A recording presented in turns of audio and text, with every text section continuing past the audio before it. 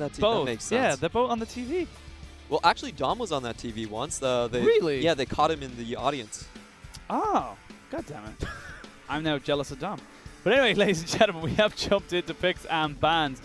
Oriana Elise going to be banned by DMO, with Aphelios and Kiana banned by IG. So it looks like they had the same idea as you. Yep. And Shie would be looking to pick it up as first pick.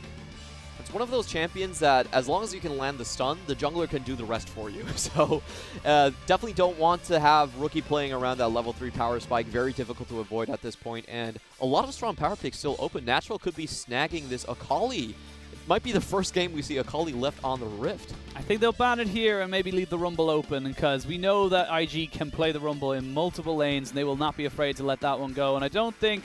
Oh, actually, yeah. Now they say the Pantheon was still there. So the Akali, Natural, has to take this one. Natural, yes, locked in. Natural is a killer Akali. His Akali is damn right disgusting. He went 9 kills, 0 deaths against Longxing. Absolutely decimated RNG when he did get it. Of course, he didn't win the game, but he still did pretty good individually. Sounds like Flandre.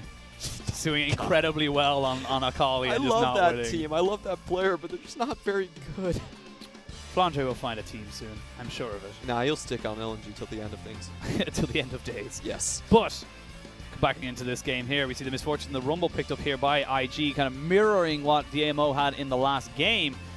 I think this is going to be the rookie turning around to Shie saying, like, look, whatever you can do, I know I can do better, and I know you can keep up with me. So that is almost certainly a bit of a call out there. Varus locked in here for Gala. Had a pretty decent time on the reverse of this matchup. We'll see exactly if he can make it work for him now in this game. This looks like a challenger class being put on by IG. It's like, do you guys know how to play the Wombo combo? Let me show you. Very early Rumble pickup coming in from IG. We did see Rookie pick this one up as well. And there's no other place for it to really go. It's going to go straight in towards the mid lane. And he's basically throwing down the gauntlet and asking Shie, hey, do you play the Echo? Do you have a counter for me? See exactly what they go for. It could be maximum disrespect from IG if they pick literally the exact same comp. Jarvan. I don't expect them to pick up the Jarvan here at anyway, but... They have to go for something AD. Lee Sin's also good here, but they don't have to wait. Pick it up now. They're both looking for the junglers, and IG do have first pick after the second rotation of bans, so they're probably going to pick it up on the next one. Just don't want their bans to be fully forwarded onto Southwind. Maybe they're citing that as a little bit of an area of weakness from the side of IG. But now what do DMO do? What do DMO go for in this next round of bans, and what do they prioritize as somewhere they need to keep safe? I think we're going to see DMO actually take out some of the counters. It should also be very telling what they want for their top lane, or mid lane, actually. So Shia doesn't actually play that much Akali. I don't think his team, the way W worked, really allowed him to play something like that. He was always more of a mid-line mage rather than an assassin. So most likely Natural is going to get the Akali top lane. And for now, they're probably thinking about some taking away potential counter picks to the mid lane, or just taking away Jarvan, which makes up the hot pot combo so well. Take away the Jarvan. Rek'Sai is also technically something they can go with as well. They've got the Olaf. That could potentially be something that the side of IG want to go for, but the Irelia and the Ryze banned away, so no crazy scaling 1v1 champions that you're going to be able to get away with on the side of DMO. And that Rumble should have a fairly decent lane against pretty much anything apart from maybe the Echo.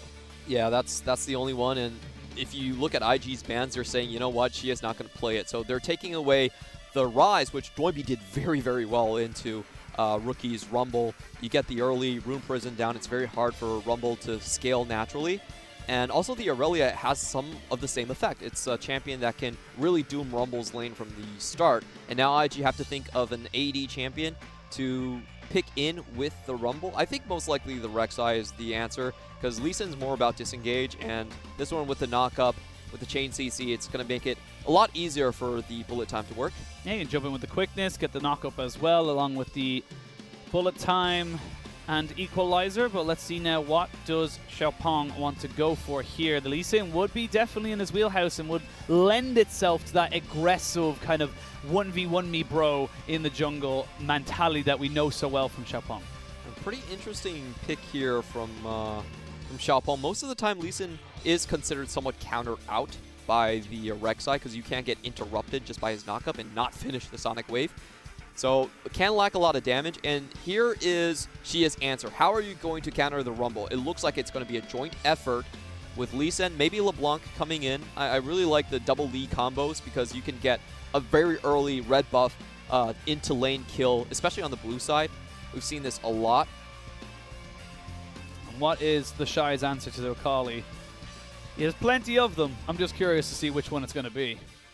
Not a lot of good counters to the Akali, honestly. She's just such a strong champion. Even with the slight nerfs to her Q, maybe Renekton. Renekton's the kind of go-to champion that does have a small lead. We saw FPX go for Gimgoon actually go for the Kled, but it's going to be a kind of not lock-in. Kind of locked in again. The Shy again almost solo won the game in the last one and feeling pretty good against Natural. You can see Wombo combo. This is how we do it, says IG to DMO, as we are locked and loaded. DMO, I like what they're trying to do. I like that it's different. I like that they've brought in the LeBlanc, like you said, the double E, the Lee Sin, and the LeBlanc. Akali for Natural makes me very excited, but I'm going to temper that excitement because I know the Shy, and I know the Shy can crush everyone's dreams. Oof, but I've got to tell you, man, Akali is such a difficult champion to go through. I've been watching the Shy, and he's been playing his main Riven, and even in Platinum, he's having hard times against a lot of the Akalis. It's just that strong of a champion. It was 100% banned in Kespa Cup, and it was 100% appearance rate in Demacia Cup. I believe 100% win rate whenever picked. So IG are really hedging their bets against this one. I would hate to go up against Akali. She's very difficult to interact with. I think that's the main problem with her at this point. You can't dive her, and her laning phase is ridiculously strong. So basically what you're telling me right now is Natural pops off or IG are going to walk this.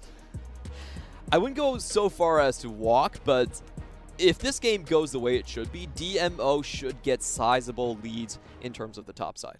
I think that's what I want to see, especially on blue side. Lee Sin and LeBlanc, the way it works is that you get a very strong leash from your bottom lane, and a lot of times that strong leash from your bot is going to catch the enemy mid laner off guard. So the gank just comes in so fast, and that's why you also see it a little bit less on the red.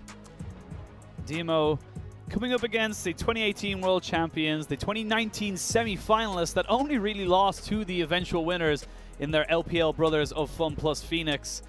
IG have always been a threat to really, not trifle with. You got to take these guys seriously. And DMO, I still have high hopes for these guys. I still very much believe that Natural and Xie can do good things. It just depends on if they can do them against IG or not. It's going to be a tall task ahead of them, but this is what they got Xie for. He's been known as a great LeBlanc player in the past. I want to see if he can make it happen against Rookie. Well, ladies and gentlemen, we're going to jump on the riff for Game 2, potentially the last game of the day of IG versus DMO.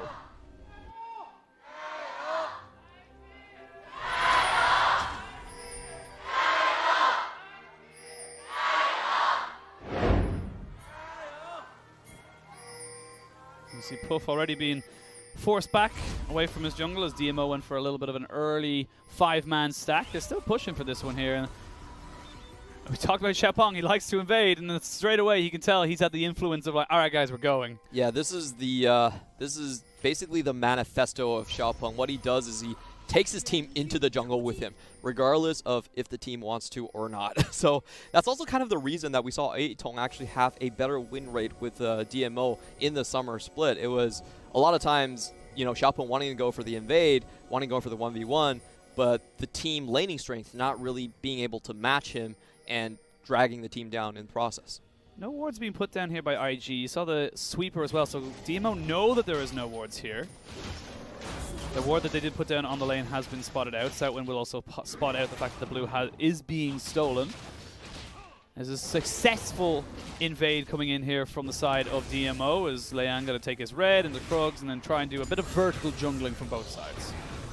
And I really like this move coming in from Xiaopeng. It puts a lot of pressure onto the bot lane. It's very easy to dive, and it forces reactions from IG. The mid lane or the jungle sometimes has to go in and try to bail out that bot lane if the vertical jungle will result in an eventual tower dive. A very small but very important little thing. They have a ward on the blue buff, so they know that the Rek'Sai is not on that blue just yet. So they know that Lian is most likely going for a full clear on his top side and then into the blue side. So they are in full knowledge of this, knowing that they most likely will get the 3 buff I quite like that. It's not going to be that big of a deal, but it just meant that if Leon went for a late invade, he would have been punished.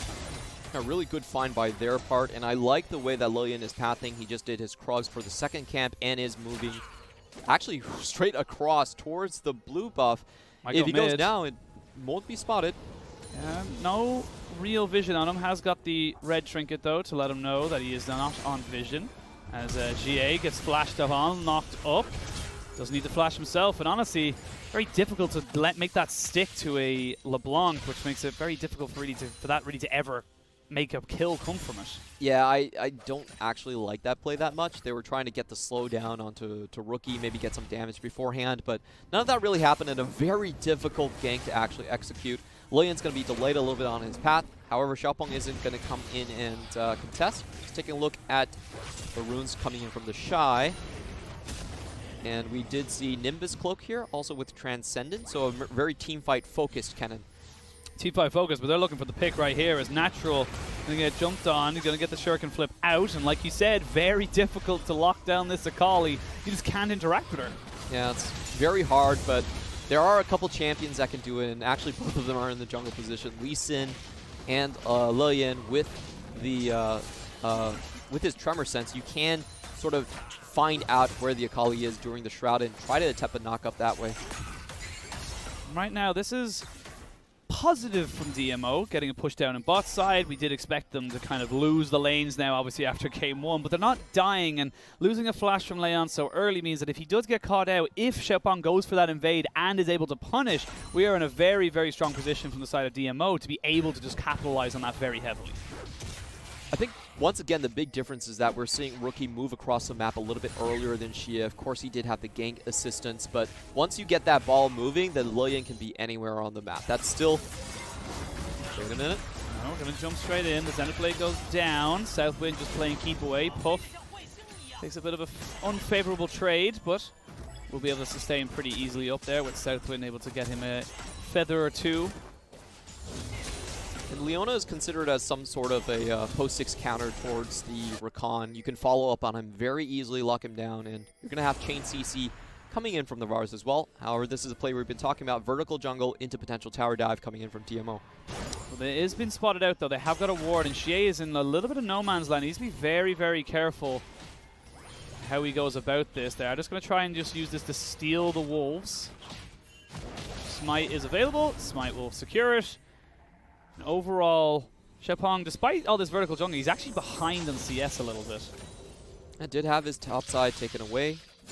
And we're going to see a lot more of these plays where people are converging onto the bottom lane just because it takes a lot longer after the minion experience adjustment for the bot lane to actually pick up that level 6. The window has been extended, especially when the other solo laners are getting more experience. Don't get the same shared experience as it used to. There's a lot more in favor of solo lanes. We say that though, the Shy gets himself a nice little stun onto Natural. He's looking for the trade, and unfortunately for Natural, he comes out very much on the back end of that and is probably going to be forced back. A very rough trade, and you have to factor in the Shy is actually starting Cull as well. So for him to be up CS and having that sort of a trade potential doesn't bode well for the Akali. Up CS and also up a teleport. Like, the Shy hasn't used his, went back, was able to get back to lane, and is still 10 CS ahead. You can see him now using the Slicing Maelstrom just to be able to push down everything and really punish this Akali pick. And that does also come from the fact that they did focus a lot of resources with Leanne and Rookie roaming towards that top side very, very early. You gotta love that play from the Shy. He's just forcing them Natural to miss CS, and this is also going to sync up when the bottom lane actually ticks 6. So there's no real reason to hold on to that ultimate. You can have it for the team fight, and you can get a good lane lead as well.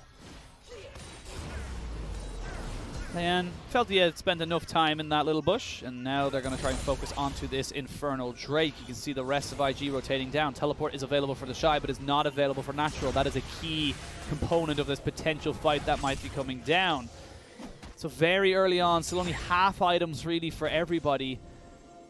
And right now I feel like DMO, they're not going to be feeling too comfortable, but they're definitely not unhappy with the start of this game. I'm just a little bit surprised that so little pressure has actually been put onto Rookie. if you look at Rookie and his summoners, he's running barrier. He's going to be able to push this wave consistently. Now, he hasn't even backed yet, and he's been able to do that. So he's holding on to a lot of gold at this point. I don't think after his next back, the LeBlanc is going to have that much say in the lane itself. Rookies should be able to just, you know, hold up to a big wave and then instantly push all of it away. So not challenging the Rumble is a little bit troubling for me. You really miss your windows if you don't shut the Rumble down early. Missing windows to shut him down, but they will get the reset as the LeBlanc did take teleport versus, as you said, the barrier that was taken there, as we see now level 5. Ooh, level 6 for Gala. That was the opportunity he wanted, had the level advantage, but unfortunately not able to hit that very slippery Rakan. And unfortunately for him, does lose himself a summon. Or, sorry, an ultimate. If I'm IG, all I'm waiting for is just for Rookie to complete his back, and then I'm ready to go all in onto this dragon. And actually, they might not even need to wait for it. They're going to have an ult lead in the bot side. See now Leanne just popping in just to say hi, and we see the Xenoblade unfortunately missing. Summoners are still available for this bot side. Xiaopeng is here. The dragon is still there to be taken. You can see Xiaopeng, he wants to try and go for this as sneaky as he possibly can. The fact that Rookie has to use his ultimate here just to try and get it back is actually huge. Because he's so far behind with just purely unspent gold. Now, he's actually been roaming around the map so much that this actually caused IG, who have a summoner advantage and an ult advantage, to not be able to hold on to the Drake. So I'm actually a little bit surprised. I felt like it was actually worth it to shut down DMO on the bottom side of the map and get that objective, even if you lost a little bit of CS. But the Rookie doesn't see it that way. Okay. The Rookie does not see it that way. He feels like if he drops even a few CS, like now, he's down 10 CS, game's over. Go next. This is a disgrace to my family. I will not have this. It's okay. You lost a lot of lanes in summer, so I wouldn't be too. Why you gotta bring him down? Oh, man, I know. I'm just saying. I'm like, I don't think he's that concerned about losing lane all of the time, or about winning lane all the time, I should say. Wins a fair amount of games to not really concern himself with that. But IG do get the lane swap in a lot quicker than the side of DMO, and DMO are not going to be able to contest for this Rift Herald. So overall, it will be a delayed, I suppose, trade. Leanne, unfortunately, going to have to go back and take that. Rek'Sai is blind, so it's going to be difficult for her. She's not blind. She's underground. She doesn't have eyes. But she does when she's not underground. That's the thing that I really don't like. It's just like, she doesn't have eyes. You lose vision, obviously. Doesn't that make you blind if you don't have eyes? Yes, but the point is that when she's underground, she uses Tremor Sense, but she doesn't use it when she's above. Okay. But she gets the same amount of vision that we all would. That is true. So, I'm not saying that, you know, the lore doesn't correctly line up with the champion design, but it doesn't. And that upsets me. You're upset by a lot of funny things. Certain things, very peculiar. Certain things trigger me, if you will. Well, it looks like DMO looks like they're going to be very upset with this trade, as they are not really in a position to try and fight for this. And that's going to be bot lane certainly going down. That's a lot of gold for Puff and Southwind, and a little bit for Leanne as well. He's thinking, you know what, I put this down, I get this down. And we talked about the trades of 4-man stacks versus a Rift Herald versus a 3-man stack and a Rift Herald. This is very, very strong for the side of IG. They could potentially take another tower because Akali has no wave clear. Yeah, if you look at this situation, Mark is actually not doing anything here. We've seen how RNG play this situation, and Ming just goes off into the jungle. He doesn't even stay there because he knows he's slowing down the push. 2 towers. Unfortunate there as we see Rookie is overheated. He might be going down. There's the ultimate coming down. That's going to be the equalizer. Will it be able to keep him alive? It will with his flash. And Rookie will eventually get himself out. But First Blood did go over to Kennen. But in a 1v3 situation, he trades. And they're still pushing. It's 11 minutes in. And we're going to see an inhibitor turret fall. DMO, they're just, congratulations, you played yourself. You gotta read the patch notes. You can't do this overloaded trading on one side when someone else has Herald. You have to defend. You're forced to defend. That's what I was telling you. Even though Herald is technically weaker because you can kill it a little bit faster after its first charge, a lot of people are underestimating the fact that true damage it does and the addition of Bulwark extra armor and magic resist. Ooh, nice little bait of the barrier there from Rookie. GA feeling a little bit better in this mid lane matchup and looking a little bit better as well. Unfortunately for him, in this bot lane, it just wasn't going well at all. But there's actually the shot. He just went straight in. He just wanted to 100% win this. Xiaopeng just about survives, and Mark, unfortunately, just tanks up a little too much. He takes so many summoners from them. If you just watch that trade, Gala had to burn everything. That was definitely worth from the Shy. And he still picks up a Terror Plate. Sorry, 3, technically, from the 2 earlier he picked up earlier. Here's 2 he picked up earlier. So a lot of the mistakes there that I saw was just, if you're in that situation as Mark, you're not actually doing enough damage to justify you being there. You should actually roam or try to defend. Do not stick on the tower as a Leona. You don't even do enough damage to actually offset the extra resistances. I will say, yes, the bot lane inhibitor has gone down, which is very unfortunate. As it's still up, it's still up. Well, the inhibitor tower went down. But it is about what IG do with that that's important. If they do nothing with it, they leave it, and it becomes just a farmhouse for the side of DMO, then that's an issue. That's actually negative gold going away for them, and the push will go in favor of the IG all the time, so DMO will be able to try and react to that. They flash in. They're going to try and get the lockdown on top of them. They lay the CC, and Gala picks himself up a kill. Good pick from DMO. But now it should be about if they can actually make it out. Equalizer is coming in, and Rookie is going to try and land this one. There it is, the quickness, the flash, the equalizer is burning everyone down. The TP is forced out from Natural to try and keep him there. There is the bullet time as well. There's 2 big ultimates down, 3 technically, and here comes GA. There's no turret here for IG. They need to try and find an out. Leyan is here, he flashes in. They're trying to jump straight onto Gala. He will fall, but Leyan will be traded back straight away. DMO should be able to get this one out now straight away. They end up trading 1 for 1. That's actually not bad for DMO. I really like what they did there. They hung around to the play, and they did use a lot of the abilities. We saw, Natural actually blocking out the harpoons coming in from Rookie, and then using the second proc of his ultimate to get out. So very good mechanical play from DMO's side. And when you're that far behind in objectives, this is an okay play. It's okay. They trade the turret. They get 2 for 1 effectively for kills, and they now get themselves a Ocean Drake as well. So that's going to be a little bit of extra regeneration. It's actually pretty good for the team that would be arguably getting more poked out than the other side to be getting this. Denies it from the side of IG as well. But you can see Southwind, it looks like it's going to be perfect, but they just can't keep everyone on the equalizer long enough. Yeah, everyone does make it out. Xiaopeng with a very short distance ward hop does get out, and Natural comes in to close this one up, but no one's actually there to follow. I actually feel like this was a little bit of a mistake from DMO. It looked like if Xie was a little bit faster, or they synced that up a little bit better, they maybe could have turned the team fight, especially with Rookie's ultimate gone. Unfortunately for them, a little bit unsynced there, and they're just able to get some kills back. DMO just under 2,000 gold behind. Not as terrible as the last game. They are slowly picking themselves up some items as we look down the board. You can see the Blade of the Rune King finished up there for Varus versus the Essence Reaver for the Misfortune. Protobelt finished up though for Kennen versus nothing really. A couple of half items before a Gunblade for Akali. However, I will say, once that Gunblade gets finished up, Akali becomes a very real 1v1 threat. Yeah, especially with the builds here, I think Natural's going to be fine against the Shy. The Shy is not going to have any sort of sustain, while it's quite significant with Natural, especially with Fleet footwork there as well. So I just want to see if DMO can try and stretch this game out a little bit further with Natural's advantages here.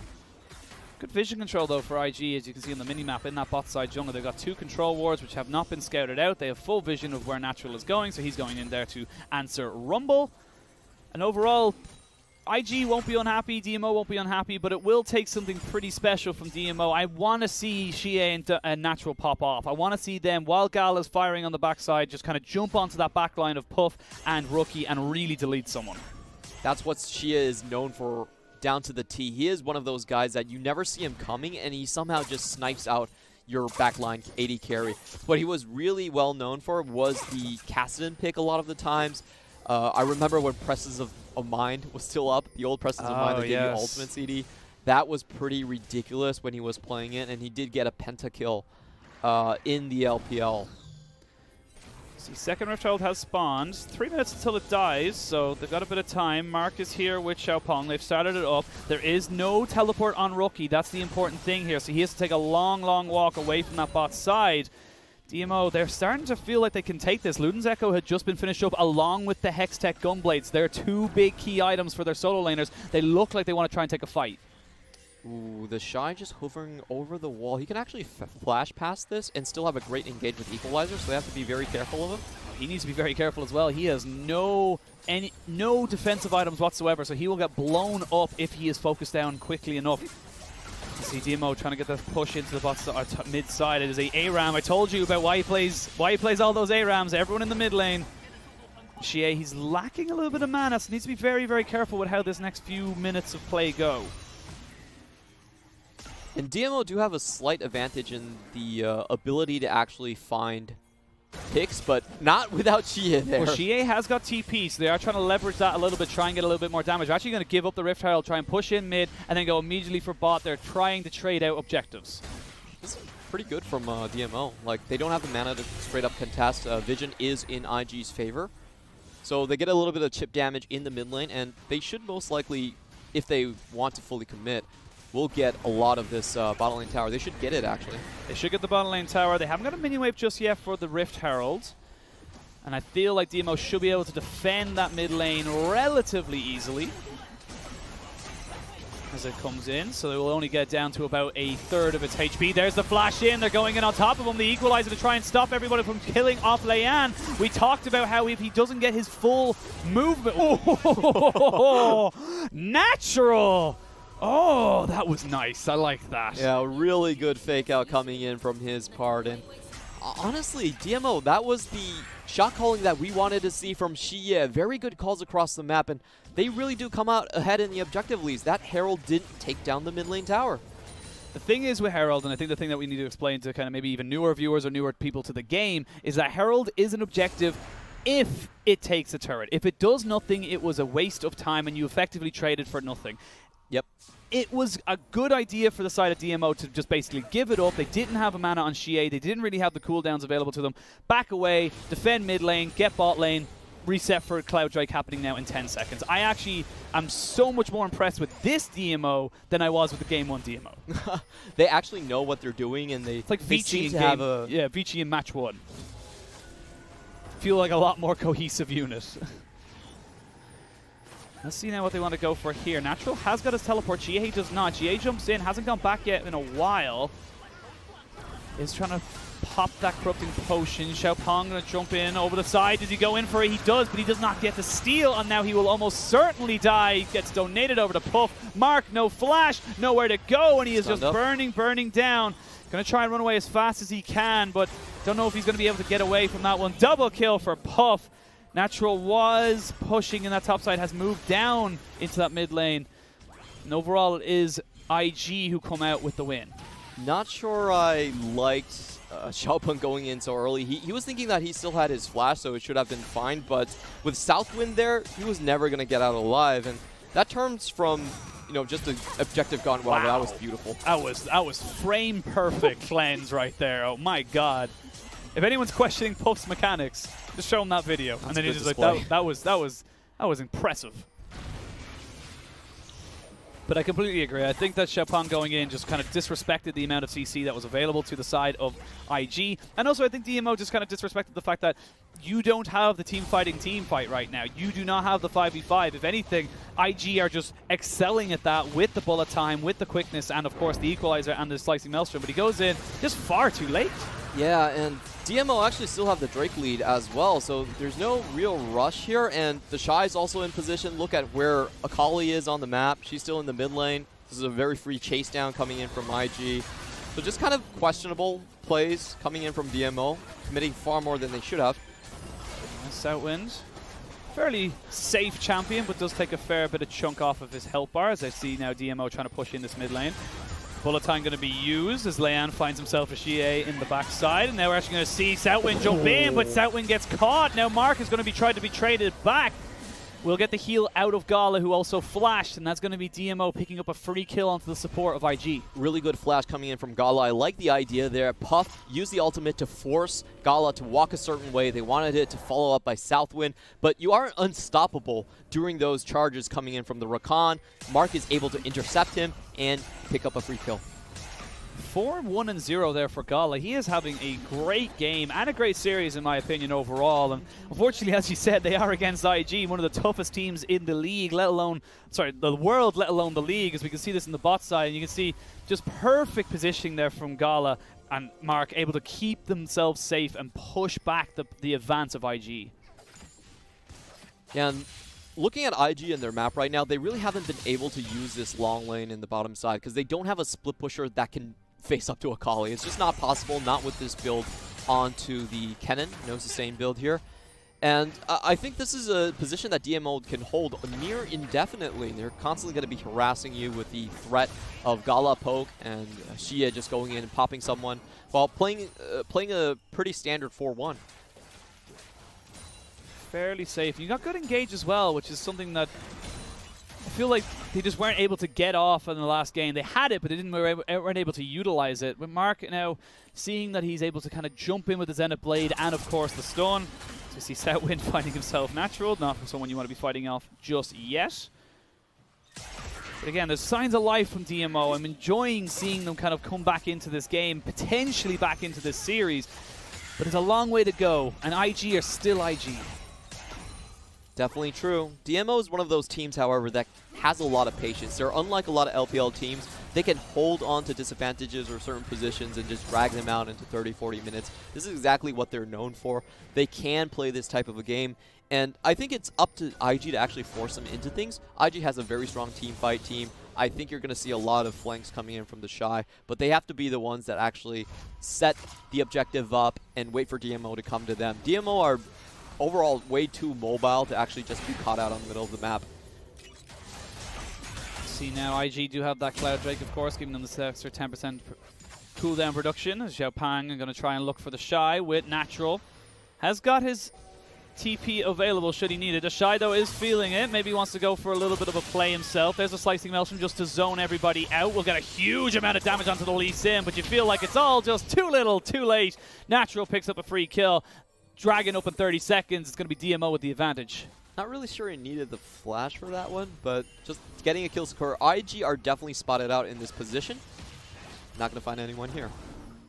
And this is good from DMO. They're picking out someone. It's going to potentially force out the TP from the Shy. They have got the kind of effective advantage realistically trying to go in for this Dragon, but IG recognizing this, knowing that they can't really contest it, are going to try and bluff towards a Baron Pit.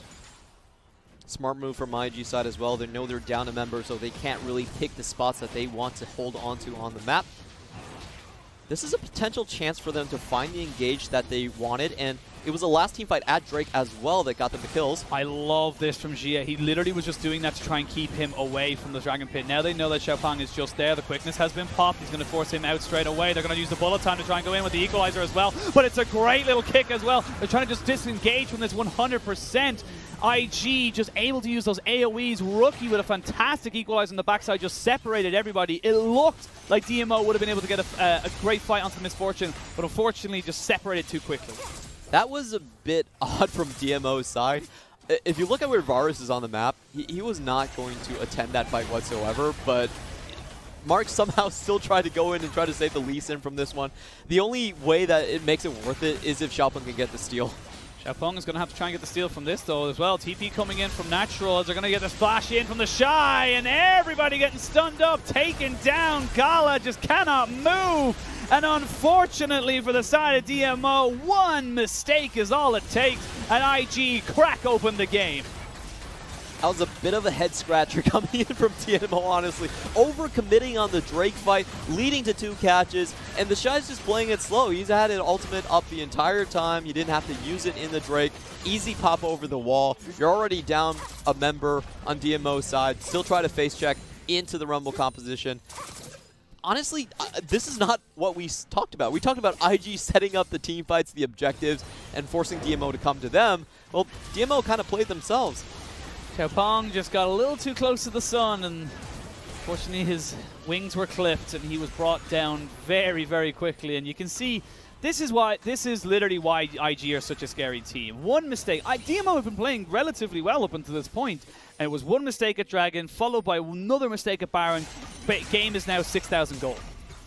That's how big of a difference there can be between you and IG. Just want to remind everyone that all 7 of these kills happened because DMO did something with the objectives. Like, it's actually very difficult for IG to find these kills and lock them down, but DMO are handing them the conditions to find them for. Like, DMO should be happy at times if the game stretches on a little bit. I think that's totally fine if you're the 4-1 composition for them, but just a lack of patience and just not playing the objectives as clean as they should. Now DMO find themselves on the backside. They're going to have to try and defend these towers with very little wave clear, and also a huge AoE ultimate combo coming out from the side of IG. Wombo combo galore, as pretty much everyone except for Leanne has something to contribute. And finally they go back to that inhibitor they cracked open almost 15 minutes ago. Should be able to take it with relative ease. I guess this is IG's way of finding the team fight, taking it to your Nexus towers. They've been looking for this the entire game. Now they have it. Oh, no. There's just too much damage. The AoE is all there, and this is exactly why IG are considered one of the best teams in the LPL. Natural on his backside trying his best, but he's a one-man army against 3 incredibly scary IG players. The bullet time to end it all. Triple kill for Puff. And IG will take the series 2-0. A valiant effort coming in from DMO, but outsmarted at the very end with the...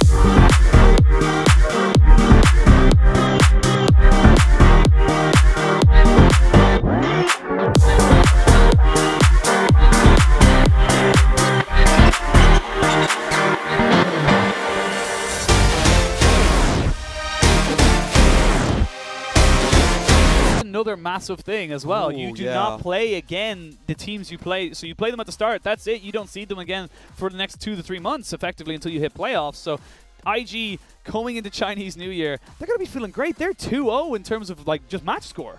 And it's really important because if you look at the head-to-head down the line, if you have the same match score, it is the head-to-head that matters.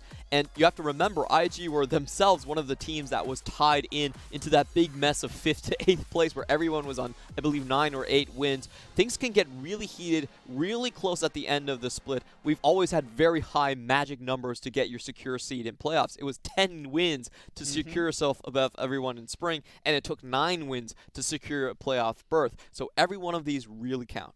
Absolutely. And commiserations to DMO.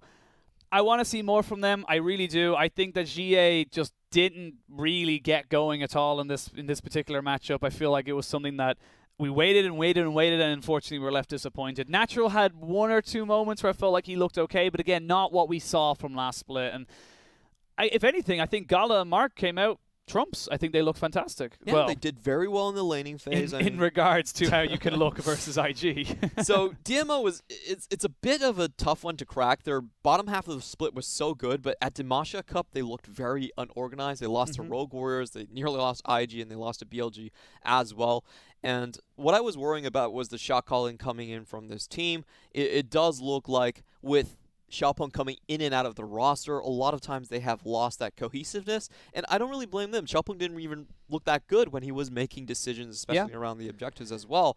So this is a team that I feel like needs to get back on their feet. We definitely know what they're capable of. They have shown that in the past. But right now, it's about cohesion, and I think we're going to get a fairer view of them when they're not playing someone like IG. I think so as well. I think, I would definitely feel that no one would really kind of give you too much flack for losing this way to IG, or even to FBX for that matter. But if they lose like this to, like you said, the Rogue Warriors of the league, the OMGs, maybe even honestly the JDGs, that's when you start to question the quality of the team and what is actually the core issue. But they have now got themselves a break, and we'll see. Actually, they might be playing another time. I'll have to triple check that. But coming into Chinese New Year, they can refresh, rewind, and look back on the bar they have now set themselves.